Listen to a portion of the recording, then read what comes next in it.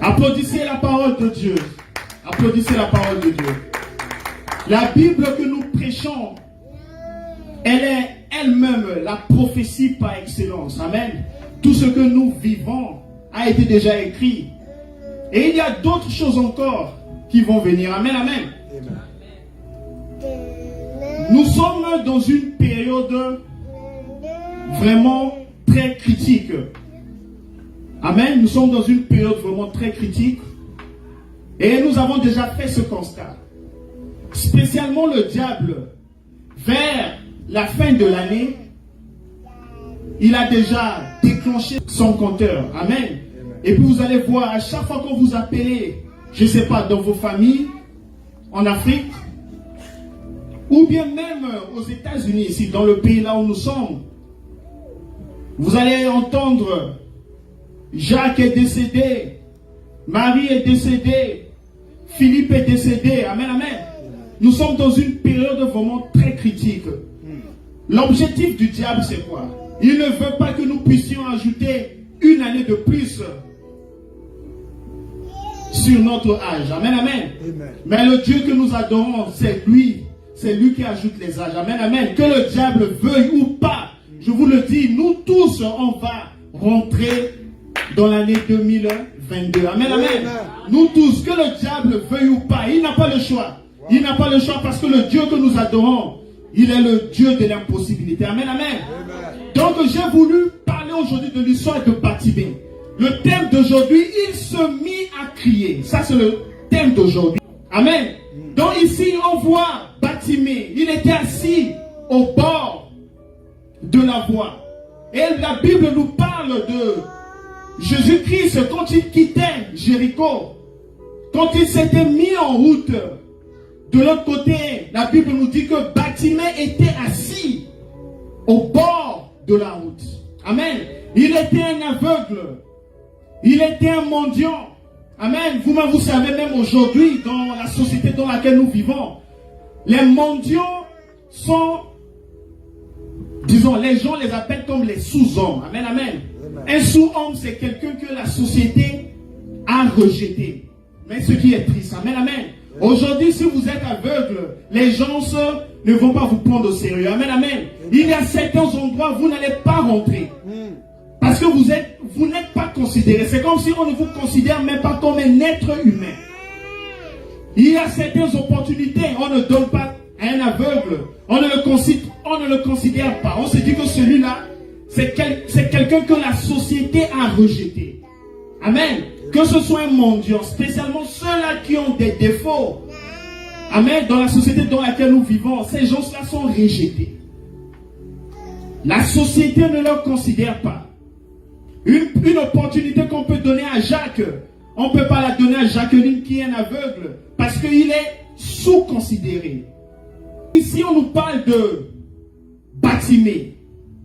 Il était assis au bord de la voie.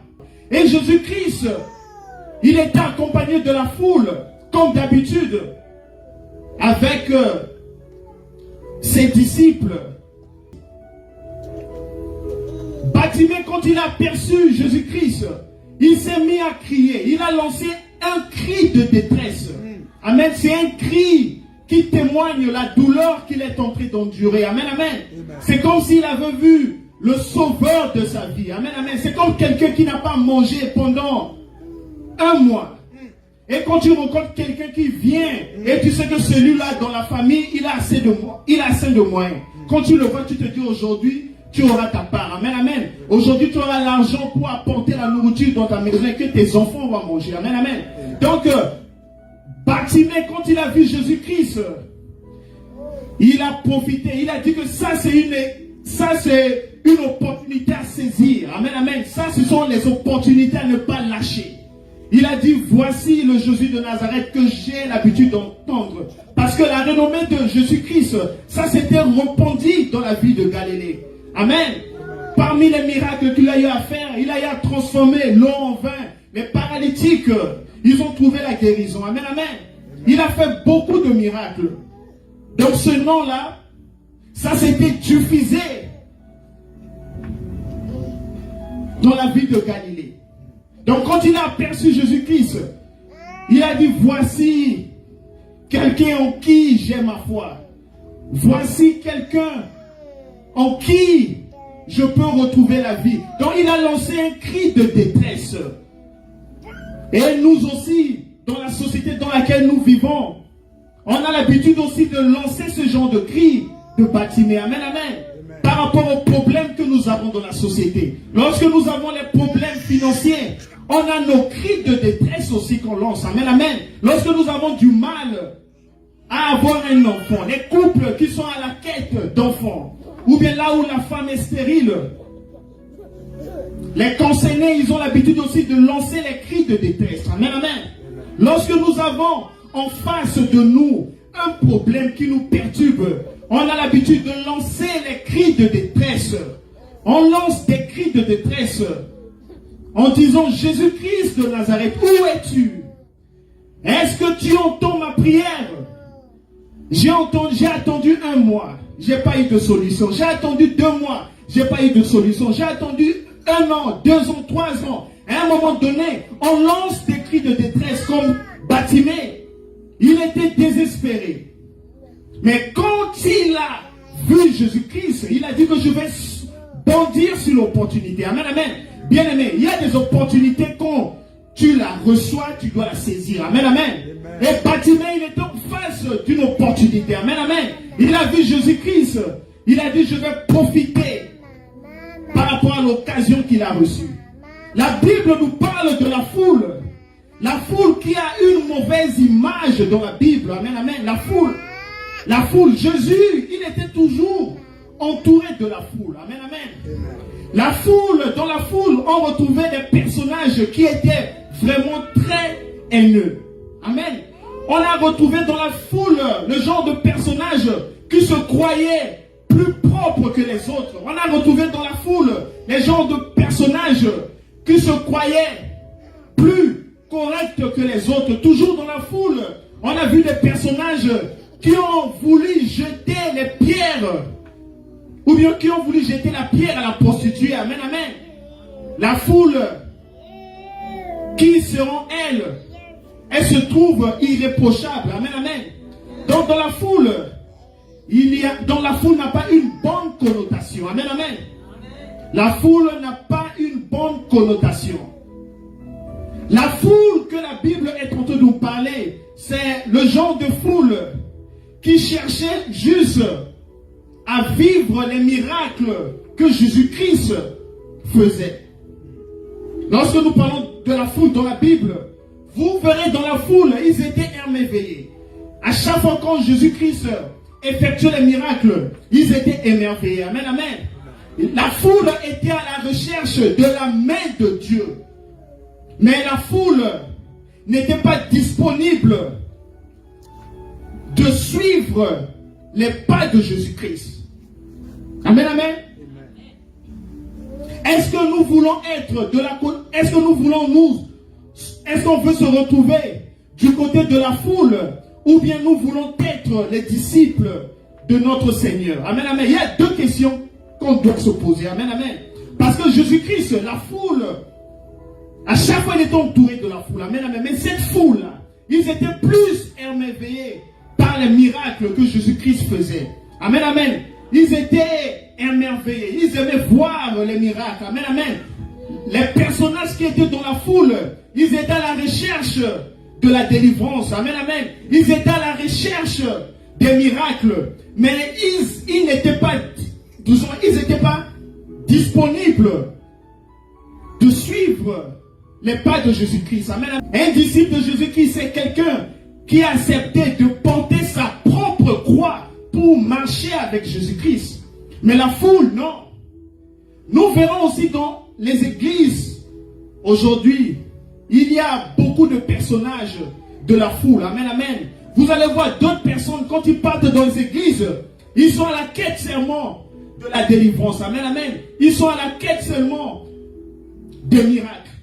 Il y a d'autres personnes, quand ils viennent à l'église, ils choisissent les églises par rapport aux témoignages que les gens ont fait. Ils choisissent les églises. Oh, ici, il y a beaucoup de miracles, donc je serai là. Donc ça, ce sont les personnages de la foule. Mais normalement, nous devons chercher nous devons chercher à être les disciples de Dieu. Amen, amen. Lorsque nous cherchons les miracles, cela veut dire que on aime Jésus-Christ par intérêt. Amen, amen. Or, Jésus-Christ n'a pas besoin des gens qui vont l'aimer par l'intérêt. Jésus-Christ a besoin des gens qui veulent être ses disciples. Amen, amen. Être un disciple de Dieu, c'est le fait de vouloir accepter de marcher selon ses recommandations. Amen, amen. C'est pourquoi lorsque nous avons lu dans la Bible, il fut une période où Jésus-Christ, il avait posé la question à la foule en leur demandant qui sont ceux-là qui veulent suivre ses recommandations, qui sont ceux-là qui veulent être ses disciples. Mais beaucoup d'entre eux, ils ont rejeté la proposition de Jésus-Christ. Amen, amen. Il ne restait que les apôtres. Et puis il avait posé la question à ces 12 apôtres-là. Et vous, pourquoi vous êtes toujours là? Vous ne partez pas comme les autres. Et c'est Pierre qui a répondu, il a dit non. On n'ira pas, on t'a choisi parce que toi tu es le chemin de la vérité et la vie. Et Jésus-Christ a dit, si vous êtes restés ici, c'est parce que c'est moi qui vous ai choisi. Amen, amen. Amen, amen. Donc la question que nous devons nous poser, lorsque nous venons à l'église, est-ce que nous voulons être du côté de la foule ou bien nous voulons être un disciple de Jésus-Christ? Ça, ce sont des questions très importantes. Parce que vous allez voir beaucoup d'enfants de Dieu aujourd'hui, quand ils partent à l'église, ils sont à la recherche des guérisons, ils sont à la recherche des miracles, mais ils ne sont pas prêts de porter la croix pour Jésus-Christ. Amen, amen. Jésus-Christ, il est à la recherche de ceux-là qui veulent souffrir à cause de son nom. Amen, amen. Mais lorsque nous voyons les enfants de Dieu aujourd'hui dans l'église, ils cherchent les églises là où il y a la main de Dieu. Amen, amen. Là où ils vont trouver leur propre intérêt. Mais ils ne sont pas prêts à porter la croix de notre Dieu que nous louons. Amen, amen. Nous devons changer. Amen, amen. Nous devons changer, peuple de Dieu. Est-ce que nous sommes du côté de la foule ou bien nous voulons devenir les disciples? Amen. Mais vous allez voir aussi, il y a aussi les serviteurs de Dieu dans certaines églises. Ils commencent à devenir aussi comme les membres de la foule. Amen, amen. Vous allez voir certains serviteurs de Dieu, quand ils prient, ils ne font que demander à Dieu, donne-moi l'onction, donne-moi la possibilité de faire les miracles. Mais peu de ces serviteurs-là, ils demandent à Dieu de leur donner la grâce de pouvoir gagner des vies. Amen, amen. On est serviteur de Dieu parce qu'on veut gagner des vies. Mais on n'est pas serviteur de Dieu pour vouloir impressionner la foule. Amen, amen. On n'est pas là pour impressionner la foule, non.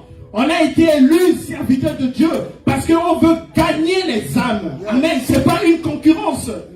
Ce n'est pas une concurrence. Lorsque nous sommes à la quête des miracles, lorsque nous sommes à la quête des miracles, lorsque nous sommes à la quête des miracles, cela veut dire qu'on est en train de tomber dans le piège du diable. Amen, amen. Parce que le diable aussi fait le miracle. Quand tu commences comme ça, cela veut dire qu'en peu de temps, tu peux aller toucher. Exact.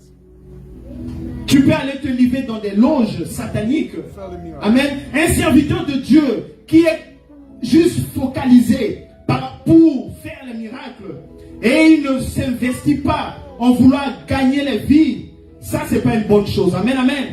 Ça c'est pas une bonne chose parce que notre objectif c'est de gagner les vies. Amen, amen.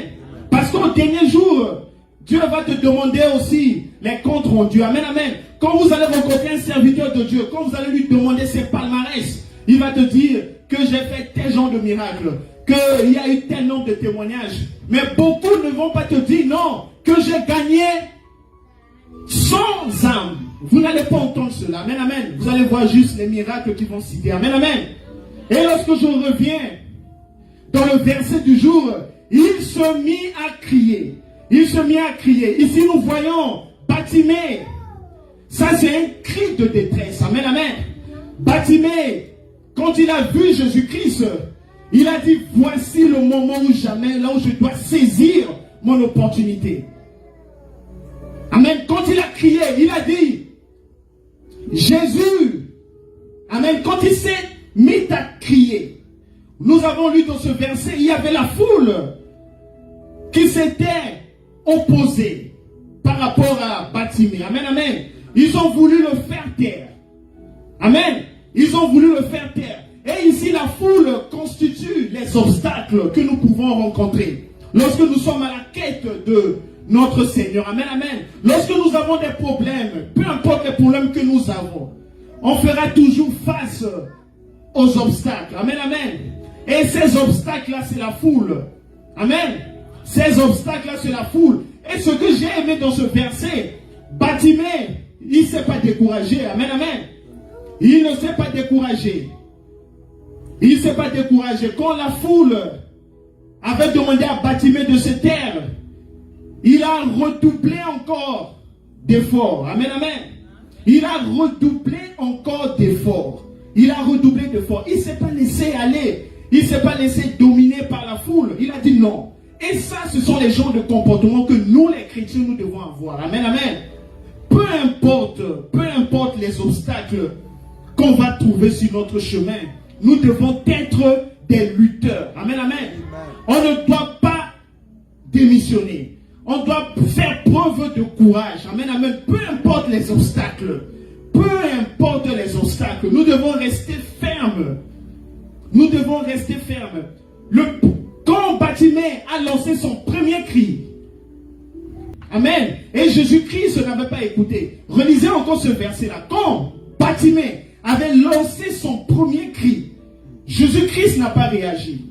Mais quand il a augmenté encore le volume de son second cri, le second cri de Bartimée était plus fort que le premier cri. Amen, amen. Et le troisième cri était plus fort que le deuxième cri. À un moment donné, quand le volume de son cri augmentait, et puis Jésus-Christ avait réagi. Amen, amen. Donc, essayons un peu de voir les prières que nous faisons. Est-ce que nous sommes au premier cri de Bartimée?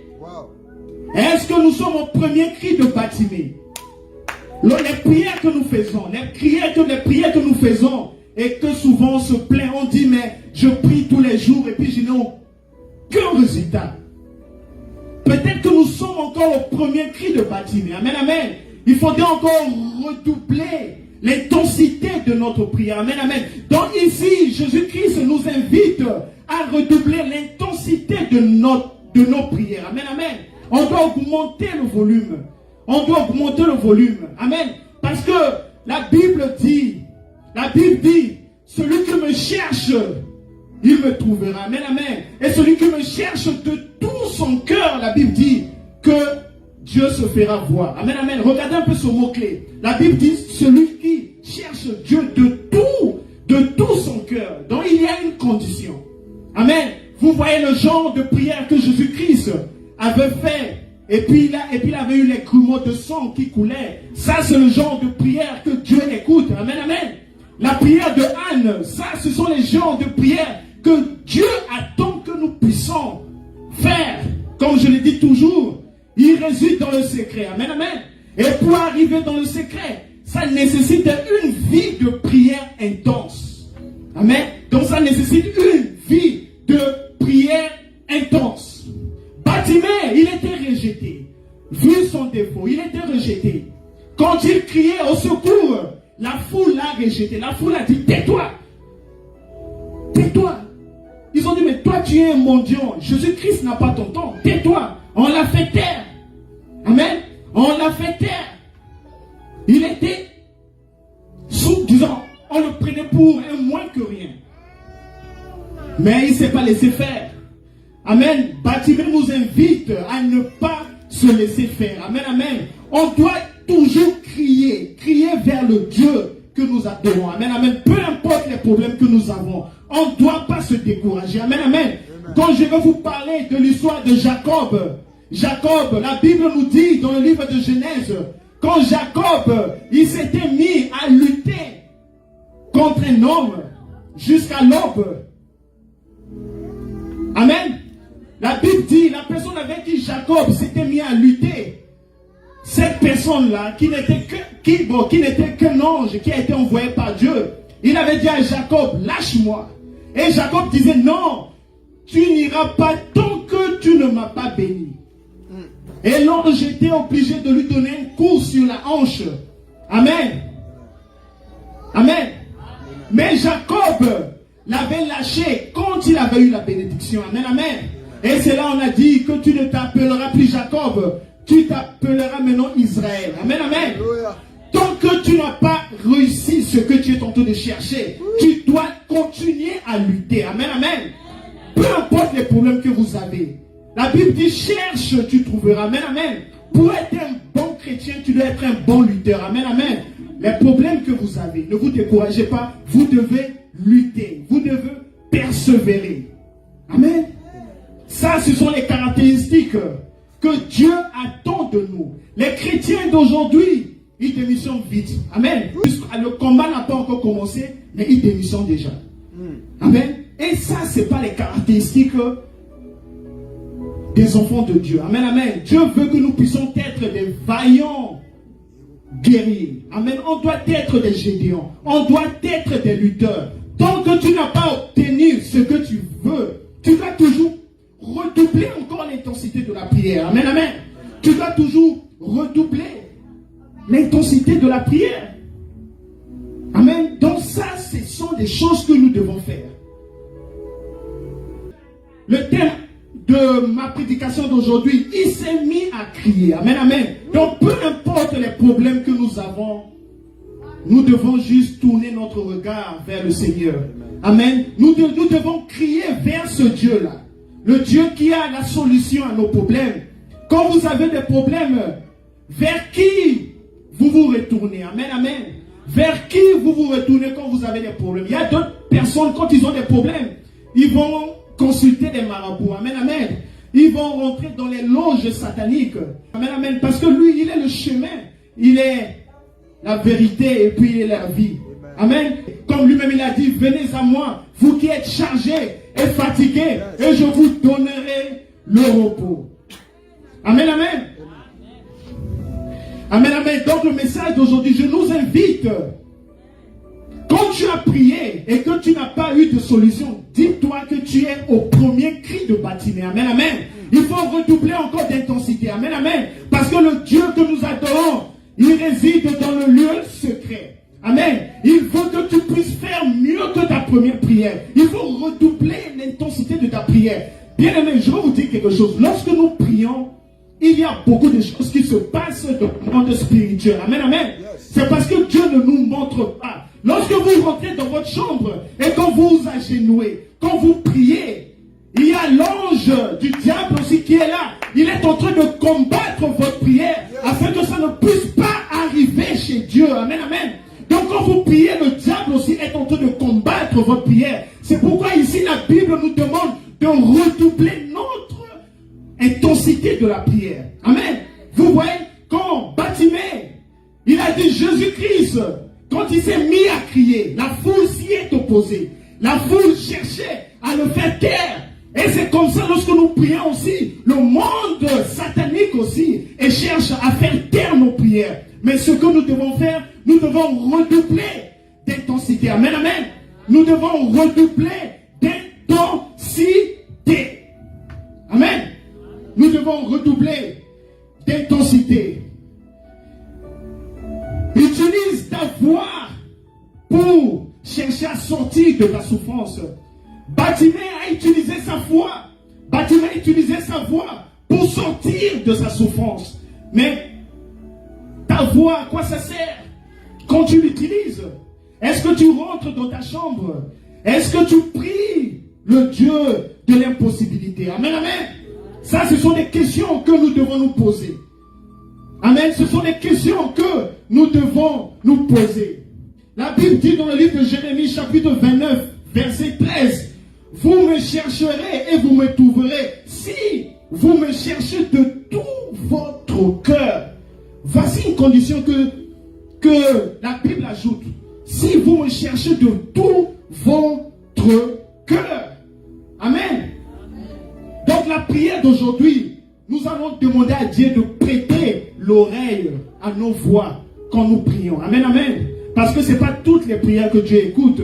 On peut tous prier, mais ce n'est pas toutes les prières que Dieu écoute. Amen, amen. Comme ce que je le disais, il s'est mis à crier pour une première fois. Jésus-Christ n'a pas répondu Mais à sa deuxième fois, quand il a augmenté l'intensité de sa prière, sûrement Jésus-Christ n'a pas répondu. Mais peut-être à sa troisième fois, quand l'intensité de sa voix était plus consistante que la première fois, et Jésus a répondu. Amen. Donc c'est là où Dieu nous attend. Amen, amen. On doit être des hommes de prière. Amen. On doit être des hommes et femmes de prière. Amen, amen. Amen, amen, peuple de Dieu. Donc le message d'aujourd'hui, je voulais nous inviter à être des hommes et femmes de prière. On tend vers la fin de l'année. Le diable, il a déjà déclenché son compteur. Amen, amen. C'est vers la fin de l'année, il commence à sévir. Vous allez voir les morts subites un peu partout. Mais pendant ces moments-là, quand le diable a déjà déclenché son compteur, toi aussi tu dois déclencher l'augmentation de l'intensité de ta vie de prière. Amen, amen. Et c'est ce que Bartimée a fait ici. Il s'est battu. On l'a menacé, il a dit non. Il a augmenté encore l'intensité de sa voix. Amen, amen. Donc, en ce moment-là, nous sommes vers la fin de l'année. On doit mener une vie de prière. Amen, amen. On doit mener une vie de prière parce que la vie d'un chrétien, c'est une vie qui est parsemée de combats.